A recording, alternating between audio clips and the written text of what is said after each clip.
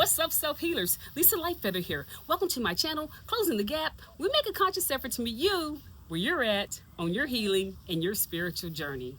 Today, I wanted to come on and speak about the topic of narcissism in relationships. So, narcissism is a word that's really being used, almost overused at this point. Because we perceive a narcissist to be anyone who, if a person takes too many selfies, we say, oh, they're a narcissist, right? If a person does anything that makes themselves perceived to be bigger than life, we'll say that they're a narcissist. And sometimes these things are true. Not a lot of people are clinically diagnosed with narcissism.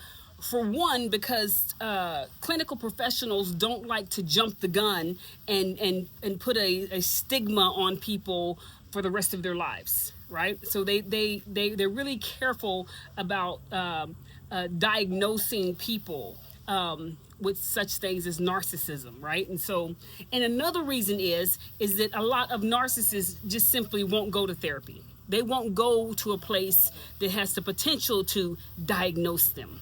So let's see something here. Does a narcissist know that they are a narcissist? A lot of times, yes, they do know that they are a narcissist, and they find pleasure in being that because being a narcissist benefits them in some way. A lot of really successful people are narcissists, right? So a lot of times they do know that they are narcissists, and they don't want to change that because it keeps them winning. But today I want to speak on the topic of narcissism in relationships. Now, I am a social worker. I do have a master's degree in social work that I received from the University of Southern California. So I do have a bit of a clinical background, but I'm not coming from that perspective. I'm coming from the everyday person and how narcissism has affected, how it can affect the everyday person, right? So I'm on today to give you some signs and symptoms of how to know when you are with a narcissist, when you are in a narcissistic relationship. So a lot of times people will get narcissism, borderline personality disorder, not schizophrenia, and a psychopath mixed up. These are three completely different things. Borderline personality disorder and a psychopath is completely separate from a narcissist. So I want to give you some guidance on how to spot a narcissist in particular.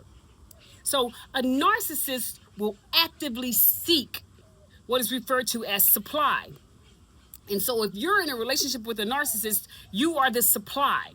Because a narcissist constantly has to be fed. Their ego constantly has to be fed. They constantly have to have someone or something there that makes them feel better about themselves. Now, a narcissist will come across as very charming, very charismatic, very bubbly, very outgoing, very friendly. They can be very giving. They will come across as that, but very confident. But below, when you start pulling back that onion skin, as you get closer and closer to the core, you see a very fragile, wounded inner child, right? Usually it is a wound that a lot of clinical people refer to as a mother wound, right?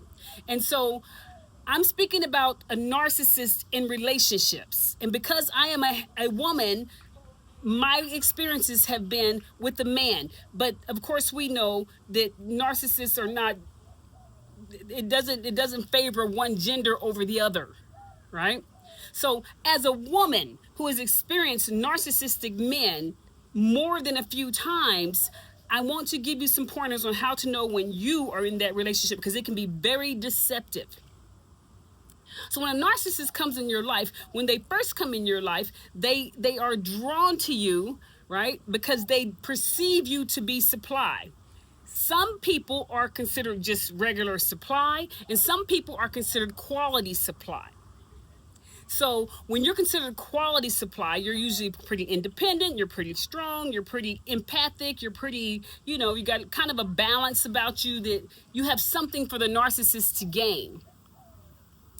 And so the narcissist sees you, and the first thing they want to do is they want to charm you, right? Now, this can be deceiving because what man does not want to charm you if they are attracted to you, right? They come that way. They want to charm you. But a narcissist will want to charm you, but it'll be something, it'll almost be too good to be true, right? They're very, what do you call it? They're shivery. They provide a lot of chivalry. Like, they'll open the doors for you, they'll pull out your chair, they will, don't you get in that car, don't you touch that door, and they'll run around there and open the door for you, and they'll lift your dress up and put it inside the vehicle so that the door doesn't shut on it. They'll stand outside the ladies' room holding your purse for you while you go in so that your hands aren't full. They'll do stuff like, when you get ready to leave an establishment, they will drape their coat around your shoulders so that you can walk out warm if it's cold. They'll do that, and they'll reach out and hold your hand and walk with you, walk with you with their hand and open the door for you and then let you go first. It's huge, ladies first. It's huge. The chivalry is like nothing you've ever experienced. And so it can be very intriguing and very enticing when a narcissist first becomes attracted to you. So they will do stuff like, a lot of times narcissists are entertainers of some sort. A lot of times they because they like to be front and center. They like to be center stage. A lot of them, I'm talking about the narcissists that with all the chivalry. They'll come dressed very demure, very very dapper. They'll come dressed very dapper. And I'm speaking a lot of times about narcissists in my age range as well, because my age group, the men always dressed really, really nice. You know what I'm saying? So they'll come dressed really dapper. There are times when they don't have a lot of money, but they will splurge on you. They will always pay the bills. They will always offer to pay for your gas. They will offer to pay for the food every time you go out on a date. It is like a dream come true, because you're like, you don't want me to go halves? You're not going to ask me what I bring to the table. You're not going to ask me for anything. You're just going to do everything. And they will take you to places that are really, really nice, and they'll pay for it. It'll be their ideal. They may do stuff like, hey, can I come over early in the morning, right? And then you're like, yeah, sure. And they pop up with Starbucks, with coffee, your favorite coffee. They might pop up with flowers and things of that sort. They can be very entertaining and funny, yeah? And so that's how they reel you. They've learned how to reel you in. Why are they reeling you in? They're reeling you in because they need that narcissistic supply. So they are not doing these things to make you feel good about you. Although that does happen. You're like, oh, wow, this guy is nice, man. This is nice. It's really nice to have this type of attention. It's really nice to be catered to like this, And so you want to be that way towards them. You want to love them in the same way. But the narcissist doesn't want you to love them. And they don't really care about the fact that you think it's nice, because at the end of the day, when it comes to the narcissist, it has nothing to do with you. All of the chivalry and the attention that they are pouring on you has to do with them. And so when they see you smile, when they say, they're filling you out. They're trying to see what it is that you love, what it is that makes you tick. And it's not hard to do with women, because we don't get that kind of treatment. So when they do that kind of treatment, or not all of us, but some of us have that, and it's a blessing. It has nothing to do with narcissism. But a lot of times women don't get that kind of treatment. Men these days are like, hey, what you got? What you bringing to the table? You want me to pay for that? What? Nuh-uh. All you got is draws. No, baby, I ain't paying for that. We go through that kind of stuff with these men. But a narcissist, you won't go through that. They will bring you everything that your heart's ever desired in the beginning, but it has nothing to do with you. They'll make you happy. Then you take pictures with them. You're all skinning and grinning, sitting on their lap, and hey, look at my man, my man, my man, my man. They love that, but it has nothing to do with you. It has to do with the fact that they are the one that put the smile on your face. If someone else comes along, if you're happy about anything else that you have going on, You have a business and you're happy that it's successful, or you got a new car and you're happy about your new car, or you got a girlfriend, you're about to have a girls' weekend and you're happy about the weekend. None of that will make the narcissist happy. He'll talk bad about your girlfriends. He'll tell you about your little business. And if you come home from a hard day from your business and you say, man, I didn't make no money today, he'll enjoy that. Because the business and the money that you make on your business has nothing to do with him. Or you going out on a weekend or on a cruise with your girlfriends has nothing to do with him. Although it brings you happiness, that happiness has nothing to do with him, and so he hates you for it. And he will low-key or high-key try to destroy that happiness. He'll try to flirt with your girlfriends or try to embarrass you in front of your girlfriends to let them know that you ain't got it like they think you got it.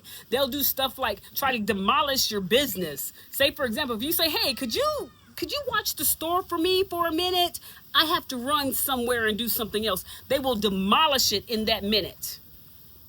If you have something like,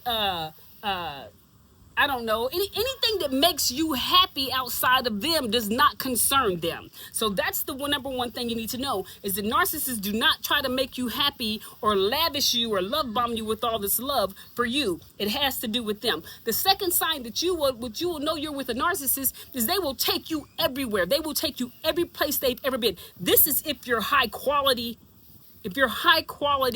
supply.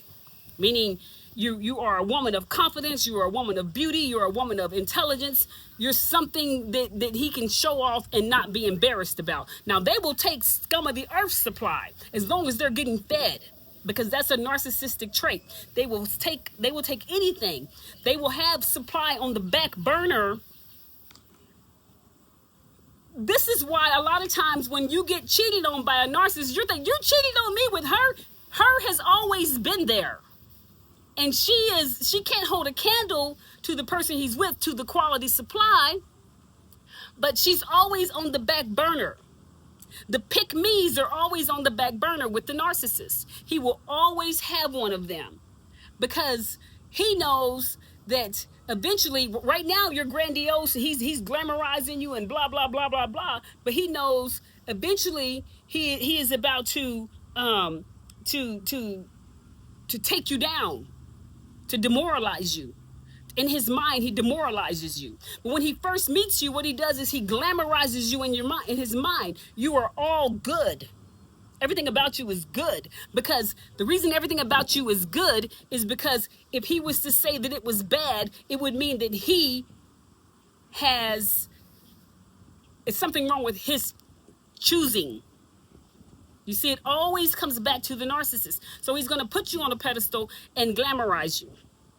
He will take you around to every spot. Like if he goes golfing, he'll take you golfing. If he goes to the club to play music, he'll take you to the club to play music. If he goes to the gym, he'll bring you to the gym. He wants everybody to see you. He'll take you to his job. He'll take you to his house. And he does this stuff really fast. You're like, dang, I just met this guy and he's taking me to his house. Dang, I just met this guy and he's taking me to his job. He wants everybody to see you, right? Because he gets to feed off of them as well. This feeds his ego. Look at me. Look what I have. Look what I'm capable of obtaining. It has nothing to do with you. A lot of times the woman will say, God, he must really like me. He already introduced me to the people he worked with. He already took me to his house. Gosh, he already took me to all the places that he goes to. Right. It's for him. It's for his ego. He's showing you off because you are considered quality supply. Now that one sitting on the back burner, that poor girl, he wouldn't take her to the fucking bank. But she is supply. Right? He wouldn't take her anywhere, but she is supply. So he takes the quality supply and shows her off. Yeah? He will do things, sign number 3 is that he will do things like he will mimic you. So if you like yoga, all of a sudden he likes yoga. If you like sushi, all of a sudden sushi is his favorite food. If you like going to the movies, all of a sudden that's what he likes to do too. Yeah? So he will mimic you. He will start picking up your demeanor. He'll start picking up your gestures of how you move your hands, or how you things, certain things that you do. He'll start picking that up. He'll start mimicking you. He'll start mirroring you. And so you even more think, oh my God, this is my twin flame. Oh my God, we have so much in common. He's such a gentleman. He introduces me all his friends. Yep, they do this. And they do all this stuff really, really fast. Another sign, I think this is number 4. I wasn't planning on numbering them, but they're coming out numbered, is that they will be excellent in bed. Why are they excellent in bed? Because they have been practicing this and practicing this and practicing this. And so the same way that they're excellent in knowing what a woman wants, what the typical woman likes, because he knows they're not getting that on a daily basis, opening doors, putting on coats over your shoulders and bringing you flowers and serenading you or whatever, is the same way he knows in bed what a woman likes, because he has been doing it for so long, right? Now, this is the kicker. Again, it has nothing to do with you. As far as he's concerned, you're not even in that bedroom. You're not even there. A narcissist will focus on particular body parts. And that body part, or those body parts, just happen to be attached to you. They will have a conversation with particular body parts. Don't tell her that I'm here.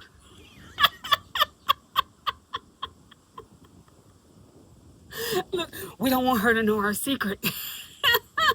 It's fucking hilarious. But I'm telling you, these people will do this. They will refer to certain body parts as, they'll refer to your bottom as buttered biscuits, or your breast as the twins, or other parts of you as his girlfriend. Like, your vagina is his girlfriend, but you're just attached to it. They will do stuff like that. And okay, you can be like, oh, well, maybe that's just a kink. No. You do not exist. The certain body parts that benefit him exist. And if you have an orgasm, he is happy because he is the one that made that happen.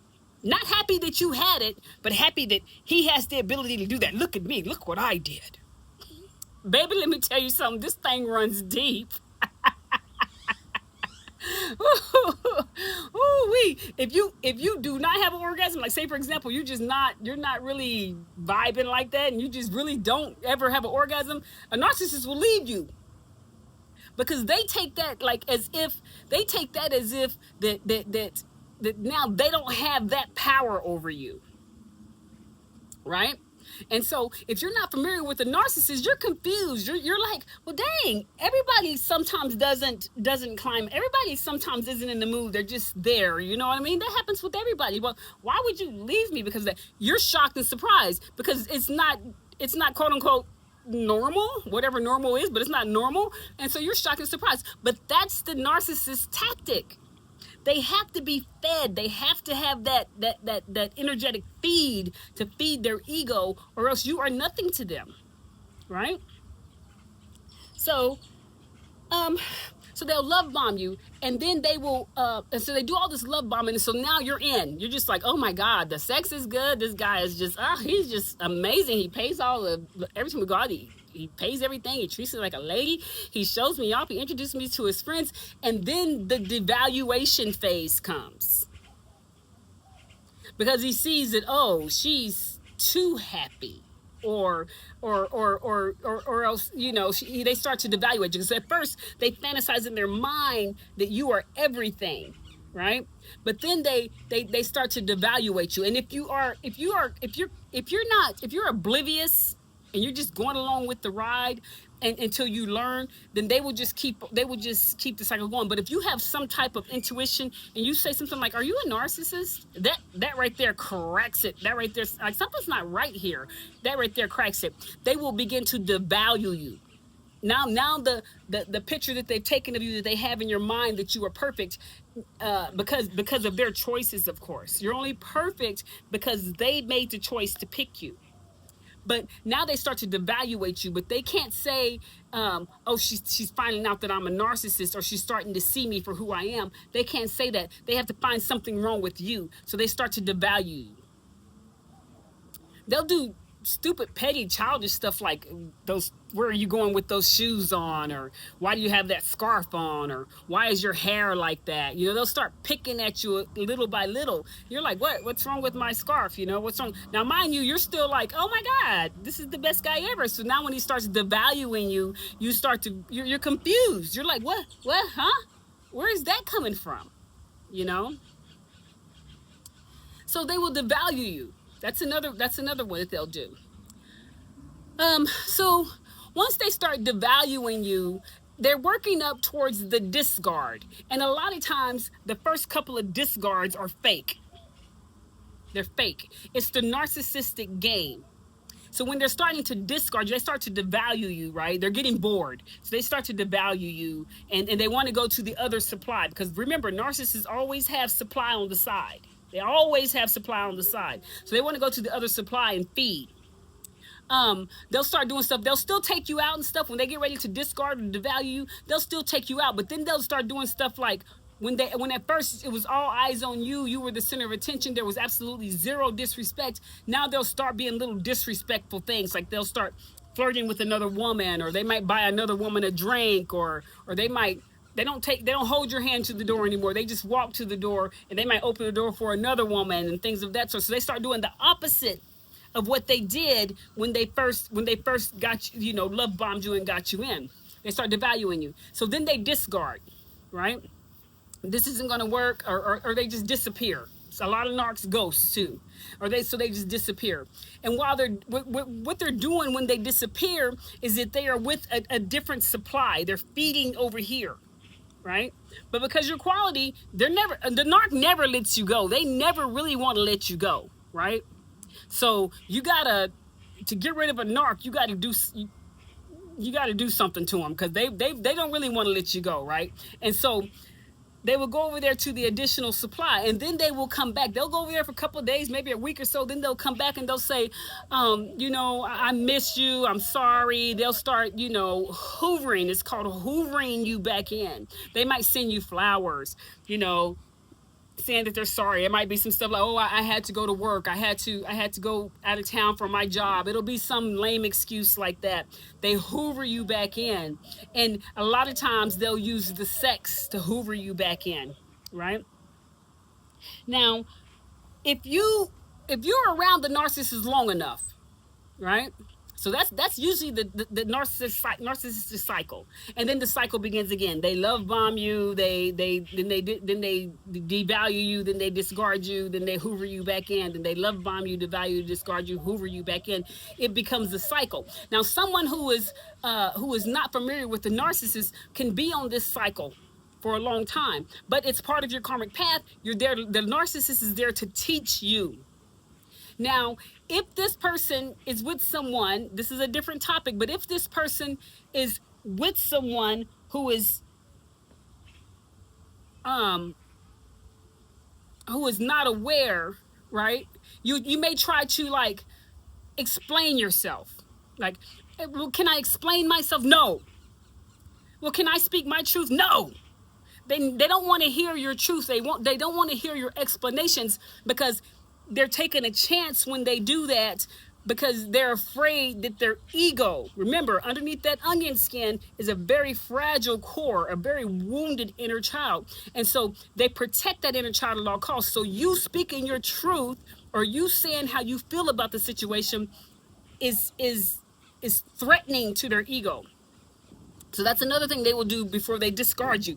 Once they see you start questioning, like, what is going on? Something's not right. They discard you, because they're protecting that wounded inner child.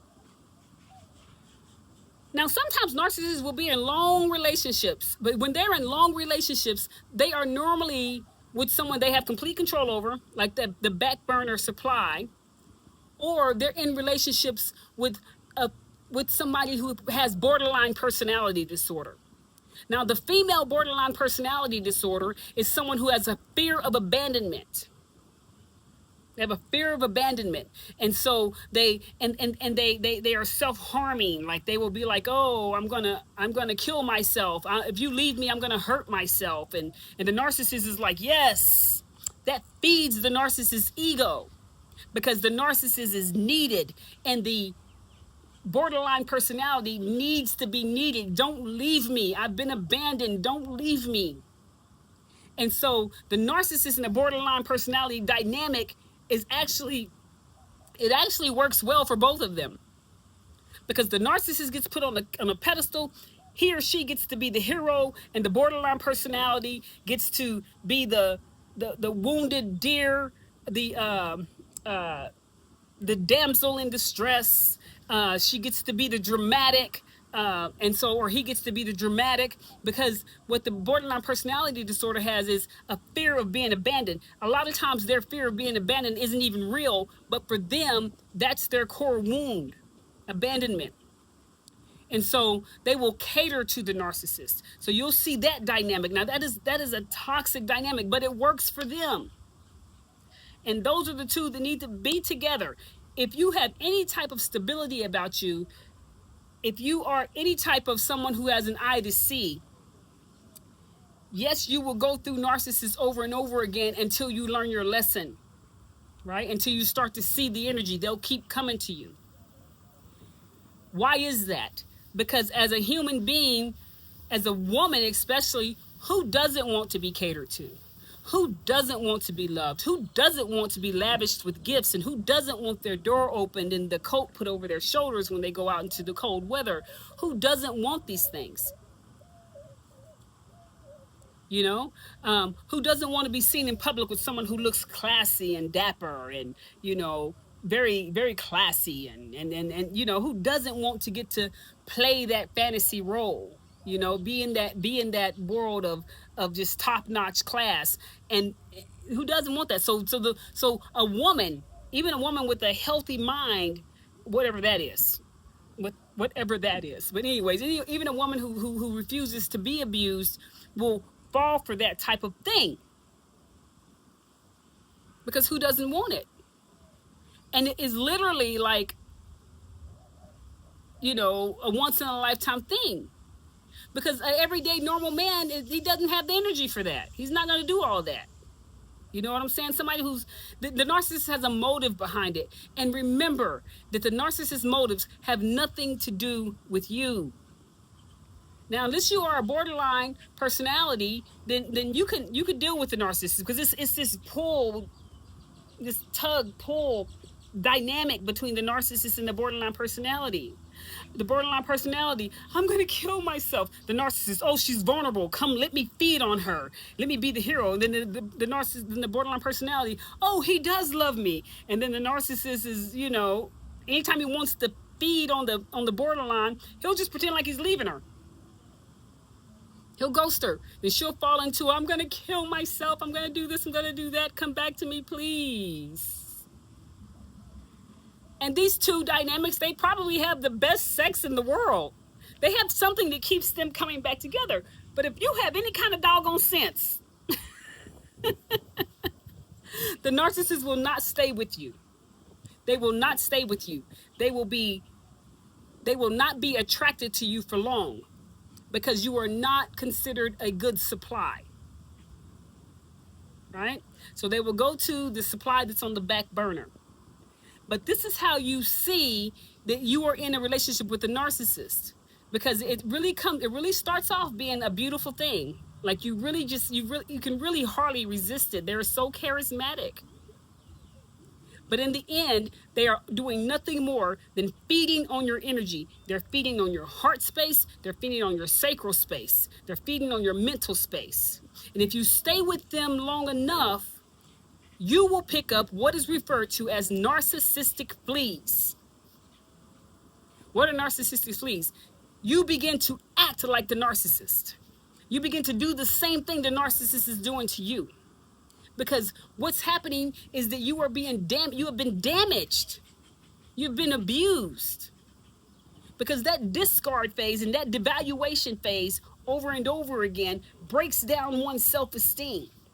And so you pick up narcissistic fleas. You see a beautiful woman going to a relationship with a narcissist, or a good looking man going to a relationship with a narcissist, and by the time the relationship is over, they done gain weight, they're depressed, they got all kinds of stuff going on. It takes months, even years, to get over narcissistic abuse. And so during that time, you have a chance of picking up narcissistic fleas. You also have a high possibility of doing what's referred to as reactive abuse.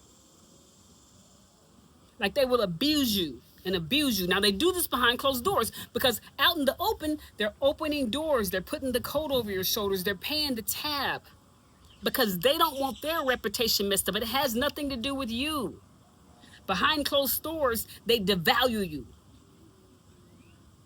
That little business you got ain't nothing. Your little girlfriends, whenever you call, they just jump up and do what you want them to do. You wearing them ugly shoes again? When you gonna do something with your hair? That's behind closed doors. And then when they hurt you and you start crying, oh, you keep hurting me, let's go have sex.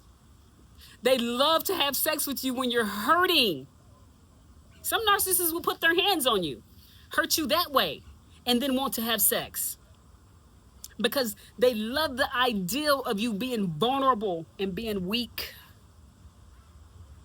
So then they can feed on you without obstruction. There's nothing there stopping it. They can just feed on you. They feed on your vulnerability. This breaks a person down mentally, physically, and spiritually. The narcissist will rob you of anything that you have there until you wake up and see it. They will rob you of that. Another thing the narcissists will do, if they feel like they're about to lose you, they will want to get married, or they'll want to get you pregnant really, really fast. Let's get married. You ever thought about marriage? And then a lot of women are like, oh, well, yes, I've always dreamed of marriage, because we live in this fairy tale world where Disney and the church have told us that we're supposed to marry some man that's going to love and honor and respect us and take care of us and protect us. It's all a fantasy. But a lot of these narcissists know that women are wired that way. Now things are changing, but we're starting to realize that these men are not what we've been led to believe. With Disney princesses and the prince on the white horse comes and rescues you, opens your door, puts the coat over your shoulders, and pays for the meals. Well, they want to marry you really fast or get you pregnant. That way they trap you. If they can marry you, they're going to deplete you financially. Completely and totally deplete you financially. Now they have you. Now you're not going anywhere. And if they can get you pregnant, that's it. They abandon you, they discard you, and they have a lifetime supply. Because now you have their child. You got to practically kill them now. So I want you to see the narcissistic traits before you get in too deep. Don't be blinded by the knight in shining armor. The rescuer, the guy that comes in and he's just perfect. If it's too good to be true, honey, it probably is. So you learn these narcissistic traits. Let's see, is there anything else that I want to speak about the narcissist today when it comes to relationships?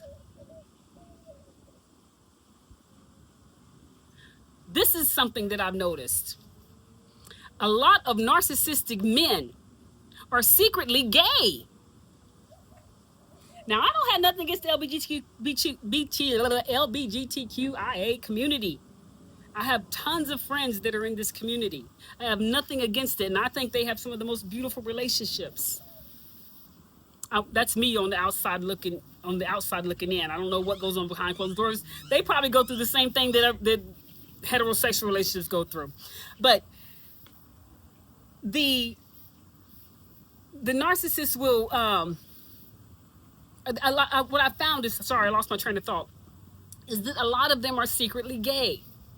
In the indigenous or the African American community, we refer to these men, because it's usually a term that's used towards African American men, we refer to them as down low. You feel like when you go out into public with them that they're competing with you.